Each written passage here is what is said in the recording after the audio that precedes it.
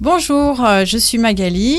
Je vous présente cette vidéo aujourd'hui pour vous permettre de faire la connaissance de Yannick Delgado, que je vais interviewer à l'occasion d'un événement que nous organisons donc le 25 avril à Marseille, une conférence Line Quartz pour présenter justement la thérapie Line Quartz.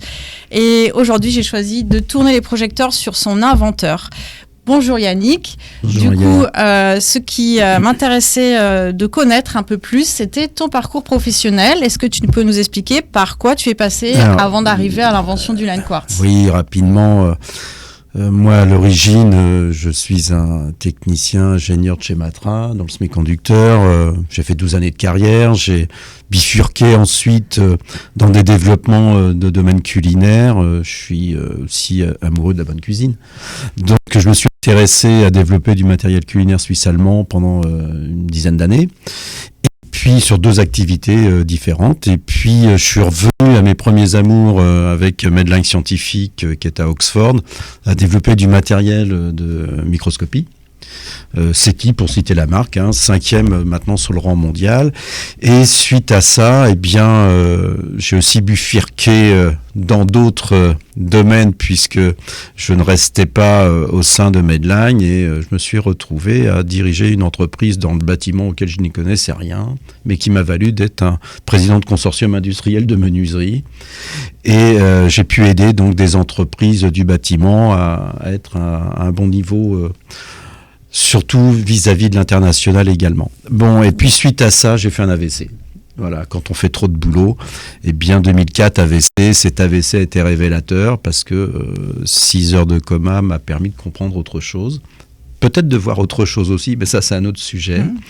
Et le résultat a fait que j'ai commencé après cet AVC à dessiner des choses comme ceci, tu vois, ce fameux qui est un quartz, mais je ne savais pas que je dessinais un quartz. Et le résultat a été quand même assez étonnant, puisqu'avec mon épouse, en voyageant, on a découvert en échoppe la même forme. Et là, je me suis dit, waouh, c'est du quartz. Je connais le quartz, je connais le silicium. Et donc, je vais être capable de faire un rapport émetteur-récepteur entre 2 choses. Un organisme humain qui possède de la silice organique, et puis le quartz qui peut être informé. Et c'est comme ça qu'a commencé réellement en 2010 le Line Quartz. Et il m'a fallu 3 ans pour remettre plein de choses à plat. On parlait musique aussi, je l'ai été également. Donc résultat de ça fait que c'est un appareil qui est assez complexe, mais ma vie m'a permis de comprendre avec mon épouse qui est aussi dans un domaine naturel au niveau médical, m'a permis de comprendre qu'on pouvait faire des choses sympas. Quand est-ce que tu as découvert, du coup, est-ce que tu peux nous donner à peu près quel ordre d'idée, dans quelles années tu as lancé le brevet, parce que c'est un dispositif médical breveté, le Line Quartz. Ça date de quand exactement ? Alors, le premier quartz, qui était un petit peu alambiqué, si on peut dire, a été créé en 2010. J'ai breveté en fin 2013 et j'ai commencé à mettre sur le marché mars 2016. Donc maintenant, j'en suis à peu près 130 thérapeutes France, Belgique, Suisse. J'ai ouvert aussi sur le Canada et le Portugal. J'ai 2 demandes, donc on continue de faire évoluer ce bébé qui évolue tellement bien, puisque tu le disais, on est en dispositif médical maintenant reconnu. Et je suis en test clinique randomisé là assez récemment depuis le mois de mai 2024, mais les travaux de test études vont se faire à partir du mois de mars réellement là. Et ça déclenchera une nouvelle un nouveau congrès qu'on va mettre en place en septembre pour expliquer tous les résultats que l'on va obtenir. D'accord. Donc si je comprends bien, tu as un parcours professionnel très riche, très varié, qui t'a permis déjà d'être en contact avec le matériel quartz, et à l'issue de cet événement de santé, donc tu as créé cette forme de quartz particulier. Qu'est-ce qu'il a de particulier, ce quartz que tu nous montres là ? Ce quartz, ce qu'il a de particulier, c'est que c'est une géométrie parfaite. Ce que tu as en main, on appelle ça le séphirote. Et le séphirote, en fin de compte, c'est la représentation de l'humain.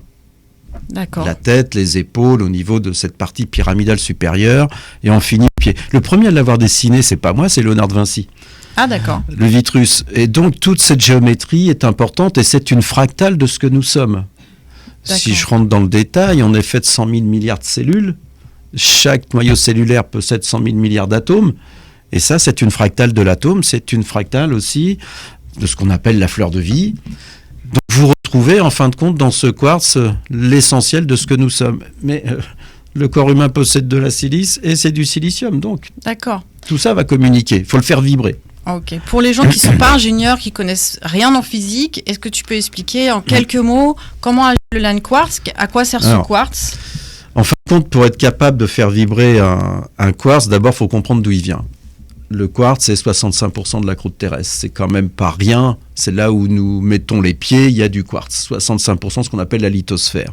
Donc cette lithosphère, comment elle fonctionne? Tu as un noyau fer-nickel qui tourne très très vite au centre de la Terre, qui génère un magma, qui tape dans la croûte terrestre, ça fait un piézoélectrique comme pour une montre, ça génère la magnétosphère.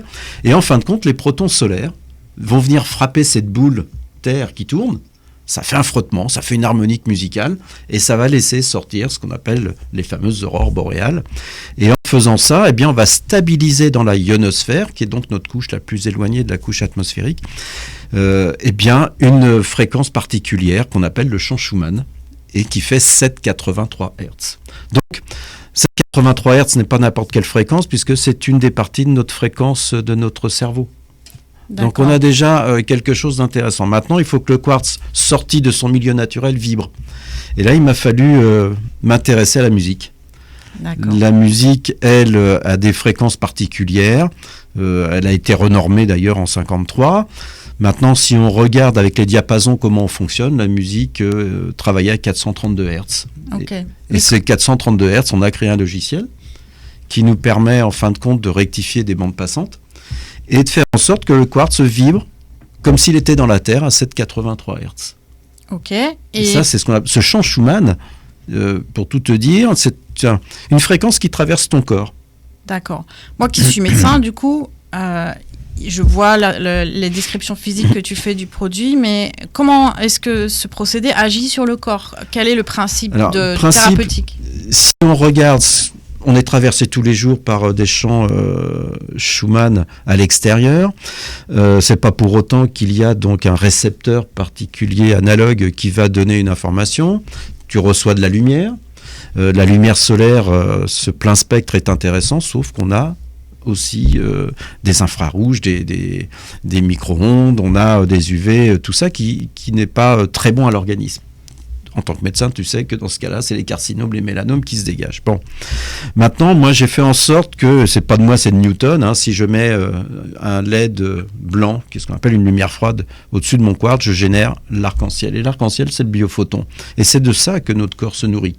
Donc, j'ai la luminothérapie qui va générer notre création naturelle de vitamine D3. Deuxièmement, la couleur qui va intervenir avec un filtre supplémentaire qui, elle, va avoir la particularité d'orienter sur ce qu'on appelle la chromothérapie. Mais la chromothérapie, c'est orienté sur notre schéma neuro-endocrinien, qu'on appelle dans l'ésotérisme les glandes, les chakras, mais qu'on va appeler dans le domaine médical système immunitaire. Donc, ces couleurs vont activer nos glandes neuro-endocriniennes. Et en les activant, on active la silice. Et là, dans ce cas-là, qu'est-ce qu'il faut? Il faut que le quartz qui vibre transfère à l'intérieur du corps l'information. Et donc, il me faut la musique pour que le quartz puisse vibrer. Et s'il vibre, il va vibrer au champ Schumann, parce que je vais utiliser 432 Hz en termes d'harmonique musicale. Et donc, ce qu'on appelle la longueur d'onde qui va être émise est un champ électromagnétique. Dans le cas du quartz, c'est barbare, c'est longitudinal. La lumière, la couleur que l'on reçoit à l'extérieur sont des champs électromagnétiques transversaux. Donc, ce qui veut dire que ça ne pénètre pas le corps. Ici, l'avantage, c'est grâce au quartz, je vais intégrer cette information à l'intérieur de notre corps. Oui, d'ailleurs, on s'en rend bien compte lors des séances. Ça fait 1 an et demi que je pratique le line quartz et on voit vraiment bien que les personnes ressentent des choses dans leur corps. Il se passe quelque chose dans le corps, il y a des vibrations et on voit vraiment que ce procédé n'est pas juste en superficie, mais vraiment dans la profondeur des cellules du corps. On est des accumulateurs de champs électromagnétiques. La grosse différence, c'est qu'on ne sait pas les dissiper. Alors, il faudrait marcher pieds nus tous les jours. Donc ça, c'est pas simple. Donc, ce qui veut dire qu'on va provoquer, un mot que tu connais bien, l'homéostasie, mais ça va être une homéostasie fréquentielle. C'est-à-dire qu'en fin de compte, le fait de traverser notre corps par des champs lumineux de couleurs et de vibrations stables fait que tout champ fréquentiel au-dessus de pratiquement 300 Hz nous concernant revienne à la Terre. Donc tu as un corps qui va se remettre à fonctionner normalement. Après, l'intérêt de cela, c'est de se dire, si j'active chacune des glandes endocrines avec une couleur précise, je vais réactiver ce qu'on appelle notre système mitochondrial. Oui, la mitochondrie qui est donc notre centrale énergétique et indispensable à la production d'énergie dans notre corps. Mais revenons du coup au sujet qui est aujourd'hui Yannick Delgado, parce que je pense que Yannick pourrait parler des heures, vous avez bien vu du line quartz. Quand on souhaite essayer le line quartz, comment faire quand quelqu'un veut tester la thérapie? Comment trouver un thérapeute en France? Alors, déjà sur notre site, on a une... Donc linequartz.com. Oui, linequartz.com, on va retrouver l'ensemble des thérapeutes praticiens qui sont présents, une carte Google Maps qui peut les permettre de les cibler assez facilement, et puis cette thérapie que j'ai mise en place suite aux formations, ils ont un protocole de base à diluer, bien sûr qu'il y a les anamnèses à mettre en place pour bien comprendre le patient, où il en est et quelles sont ses difficultés. Oui, on est d'accord, la machine fait pas, enfin l'accompagnement autour de soins est important. Je confirme. Ce qui est intéressant, c'est que comparativement à plein d'appareils que l'on connaît dans le monde médical, que ce soit les encéphalogrammes, les IRM, les scans et autres, fonctionnent tous par résonance électromagnétique. On le sait. Maintenant, la difficulté qu'il y a, c'est il y a un intervenant. C'est le praticien qui va régler, bien sûr, la machine. Maintenant, ça génère une autre inconstante, qui est la biorhythmicité organique. Donc, le quartz, lui, ce qui s'est proposé, c'est de ne pas être dans ce champ de difficulté. Le thérapeute est là pour accompagner son patient. Mais chaque séance étant différente dans ce protocole de base, va permettre quelque chose d'intéressant, c'est que c'est le corps qui prend ce dont il a besoin. Ça n'a pas du tout la même résonance de considérer qu'un organisme humain, s'il a une déficience à certains endroits, on parlait du schéma mitochondrial, elles peuvent s'éteindre, elles ne meurent pas, elles s'éteignent. Mais si elles s'éteignent, elles ne génèrent pas le comburant pour le noyau cellulaire. Donc un noyau cellulaire qui n'est pas allumé, il est noir. On appelle ça un radicaux libre. Ah oui. Donc ça crée d'autres difficultés, d'autres pathologies. Donc c'est le corps qui est assez intelligent, qui se dit, moi j'ai besoin de lumière à tel endroit. Et il va rééduquer l'organisme. D'accord. Donc c'est une thérapie qui s'adapte à la personne complètement en fait. Même si c'est une technologie, on va dire, sophistiquée, innovante, il y a une adaptation qui est assez spectaculaire à chaque individu finalement. Alors, on est dans un schéma non invasif, mais l'originalité qui a fait qu'on est en test clinique, c'est qu'on ne va pas mettre en dehors le schéma allopathique ou médical, bien au contraire, on a besoin d'eux, mais surtout de comprendre que les deux sont hyper complémentaires. D'un côté, on peut avoir un traitement, si je prends des cas difficiles de chimio ou de radiothérapie, il faut amplifier le système immunitaire pour que les deux puissent fonctionner ensemble. Donc ça, c'est aussi une originalité que jusqu'à preuve du contraire, pour l'instant, ça n'existait pas. Donc ça permet de travailler dans ce monde-là. Et puis, la prévention également. Je pense que c'est la première chose auquel on devrait se baser. C'est avant de démarrer un traitement quel qu'il soit, est-ce qu'on ne pourrait pas réguler le champ organique de l'individu? Et puis, on l'a démontré d'ailleurs avec Alain Servet, le professeur Servet, dans le premier argumentaire scientifique que l'on a fait. D'accord. Je remarque effectivement que le line quartz est complètement complémentaire de d'autres approches comme la chirurgie ou les traitements plus invasifs par exemple dans les cancers, et que l'accompagnement par le line quartz optimise toute forme de traitement. Par exemple la chirurgie en préopératoire, c'est très utile, en pré et post-opératoire on optimise les résultats de la chirurgie. C'est vraiment très intéressant de combiner le line quartz avec les approches traditionnelles parce qu'elles ne sont pas opposées mais vraiment complémentaires. Alors, par rapport à ta société, donc qui s'appelle DICOM SAS, oui. Du coup, là, actuellement, tu as une centaine de thérapeutes en France, bientôt 130. Il y a un développement qui est en train de se faire vers l'international. Comment tu vois l'avenir pour ta société DICOM et pour le line quartz? Quels sont les projets? Je viens de créer, donc, que j'ai en test, moi, au niveau de mon cabinet, un line quartz V2, qui va regrouper, je dirais, toutes les informations dont on a besoin et qu'on a pu identifier, les biorhythmes par patient, leurs anamnèses. Pourquoi? Parce que ça va faire des bases de données pour le monde médical. Donc ça, c'est un outil je dirais, de base. Est-ce que tu peux, pardon, je te coupe, est-ce que tu peux expliquer ce que c'est que le biorhythme? Parce que je ne suis pas sûre que tout le monde comprenne. Quelque chose que j'exploite depuis les années 90 déjà avec mes commerciaux. On a 3 énergies qui fonctionnent dans notre corps. On a l'énergie physique, mais on a aussi l'énergie émotionnelle et l'énergie intellectuelle. Les 3 fonctionnent ensemble, mais aussi séparément. Je vais prendre un exemple. Quand on fait du sport, c'est surtout notre physique qui est dépensé et pas nos émotions et pas l'intellect, ou très peu. Quand on a une activité professionnelle, c'est notre mémorisation, notre concentration, notre intellectualisation, mais très peu de physique potentiellement. Tout dépend dans quelle activité on se situe. Et puis, le champ émotionnel, lui, il n'a que 2 solutions. On va dire on fait des 0 et des 1, on fait du plus et du moins, on fait du positif, du négatif, et dans le monde médical, on appelle ça acétylation, méthylation, création de protéines positives ou protéines négatives. Tout ça, c'est pareil avec des mots différents. Exemple, on rentre dans un endroit qui va être agréable, et bien, ce qu'il faut comprendre, c'est qu'on va faire de l'acétylation neuronale, mais pas que dans la tête, dans les 100 000 milliards de cellules que nous possédons. Donc ça, c'est de l'énergie fractale. Si par contre on fait de la méthylation, donc ça ne veut pas dire que c'est dangereux, ça nous met en sécurité, très peu de protéines positives, et dans ces cas-là, on va créer sur le schéma intellect une oxydation, une mauvaise compréhension. On va créer, je dirais, dans notre système neuronal, un stress oxydatif qu'on connaît bien, qui va lui polluer quoi? Le physique. Mais il pollue où? Le foie, la bile, on se fait de la bile, comme on dit bien souvent, et c'est là où trop d'acidité dans le système sanguin qui se vascularise avec l'oxygène va polluer quoi? Notre système mitochondrial. Donc les petites mitochondries qui, elles, sont des centrales électriques, pour résumer, elles s'éteignent, ça génère les radicaux libres, et il y a un manque d'équilibre, et on crée des pathologies potentielles.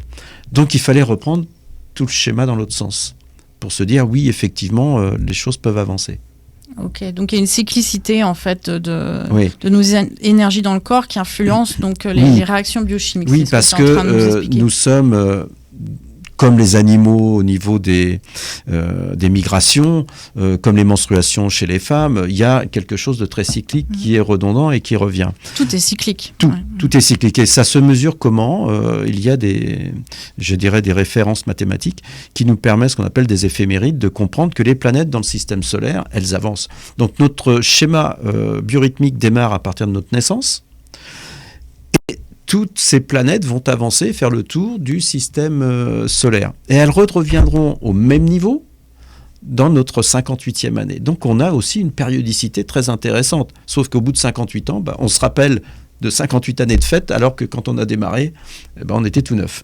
Donc ça veut dire qu'il y a beaucoup de choses qui sont restées en nous et qui va nous permettre d'aller encore plus loin sur les futures 58 années. Parce qu'on peut considérer que le corps humain n'est pas fait pour vivre que 80 ans, mais certainement beaucoup plus longtemps que ça. Il avait été même annoncé qu'il pouvait vivre 200 ans. Donc on verra bien, je dirais. Hein.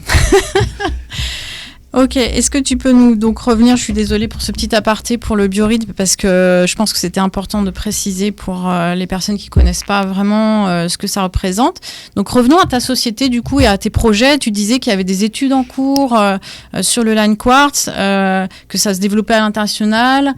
Et est-ce que tu peux nous dire quelle est ta vision d'avenir pour l'ICOM? Alors pour moi, l'outil Line Quartz n'est que un des modules de ce qui deviendra, et je le souhaite, c'est même pas un espoir, parce que je suis en train de le travailler, à ce que ça devienne ce qu'on appellerait un lit médicalisé de régénération. Premièrement, le Line Quartz avec ses 7 quartz qui permet de travailler par les programmations, donc un nettoyage organique. Maintenant, j'ai créé un deuxième outil qui se trouve sous nos tables de soins, qui est un résonateur pyramidal, qui possède aussi le même quartz, mais avec des schémas totalement différents, avec un filtre totalement différent qui n'est pas un filtre de couleur, sur une géométrie parfaite qu'est la pyramide à l'échelle Khéops. Donc c'est pas un fait du hasard, on est sur de la géométrie sacrée. Et déjà, la rencontre de mes champs lumineux Line Quartz avec cette lumière qui arrive de ce résonateur crée à l'intérieur du corps un plasma. Un plasma lumineux, en fin de compte, on fait des Big Bang. Puisqu'on sait que nos mitochondries fonctionnent par fusion subatomique, on n'arrête pas de faire de la fusion subatomique. On fait des Big Bang dans le corps, alors. On fait des Big Bang dans le corps. C'est difficile de concevoir pour nous, mais et pourtant, la mitochondrie fonctionne par fusion subatomique. Okay. Et c'est bien des Big Bang. Donc, on en fait à chaque moment, qu'on bouge les mains, qu'on ouvre les yeux, qu'on bouge la bouche, qu'on marche. On fait des Big Bang en permanence. Donc ça, c'est intéressant parce qu'on va pouvoir rééduquer à l'intérieur de notre organisme ce schéma. Donc ça, c'est 2 outils qui sont brevetés. Et je vais travailler sur le 3e, qui est ce que j'appelle la table de réciprocité, qui possédera dans l'avenir 10 quartz identiques aussi, et qui seront donc travaillés avec un logiciel relié au line quartz de départ.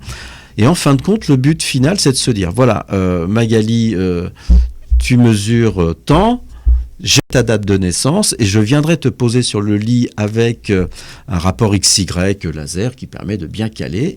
Et le futur appareil fonctionnera avec des petits moteurs pas à pas et tout sera réglé. Et comme on connaîtra déjà l'antériorité de ta biorhythmicité, on saura choisir la séance qu'il faut et il n'y aura plus rien à faire. Ce sera simplement ton corps qui se réinitialise. On va faire du reset organique. Waouh, vraiment, c'est extraordinaire. Bah, écoutez, j'espère que ça vous a mis l'eau à la bouche pour découvrir un peu ces champs de développement de ce que j'appelle vraiment moi la médecine du futur, hein, la nouvelle médecine qui est là aujourd'hui, qui commence maintenant. C'est vraiment passionnant et époustouflant. Merci beaucoup Yannick pour toutes ces informations très riches. Et je vous donne rendez-vous le 25 avril à 18h30 donc pour la présentation du Line Quartz à l'hôtel Novotel Marseille. On descend dans le sud de la France pour aller présenter l'outil aux thérapeutes et aux personnes futurs utilisateurs patients pour le Line Quartz.